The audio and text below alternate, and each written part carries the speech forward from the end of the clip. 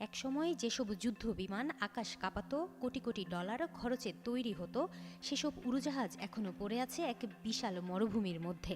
এই মরুভূমির খোলা প্রান্তরেই ভেঙে টুকরো টুকরো করে ফেলা হয় মূল্যবান উড়োজাহাজগুলোকে। কোটি কোটি টাকা খরচে বানানো যেসব বিশাল উড়োজাহাজ একসময় যুদ্ধ করেছে, যাত্রী বহন করেছে বা গোপন মিশনে অংশ নিয়েছে, তাদের শেষ ঠিকানা কোথায়?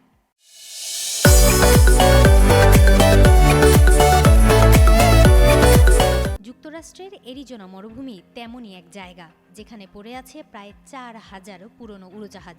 যুক্তরাষ্ট্রের অ্যারিজোনা মরুভূমির মতো বিশ্বে আরও কয়েকটি মরুভূমি বা বিমানের কবরস্থান আছে, যেখানে সারি করে রাখা আছে কয়েক হাজার যুদ্ধ বিমান থেকে শুরু করে যাত্রীবাহী উড়োজাহাজ।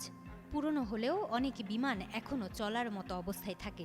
বিশেষ কোনো যুদ্ধ বা সংকট হলে এই বিমানগুলোকে আবারও কাজে নামানো হয়।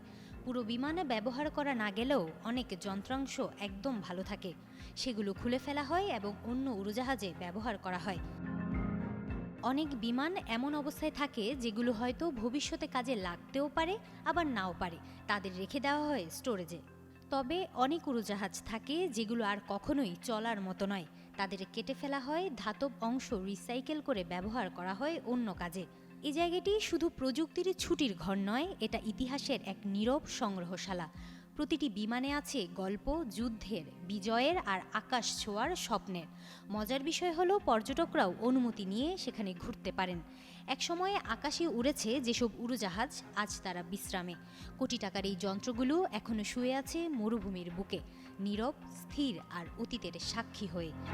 হিমাতুল জান্নাত, যুগান্তর নিউজ।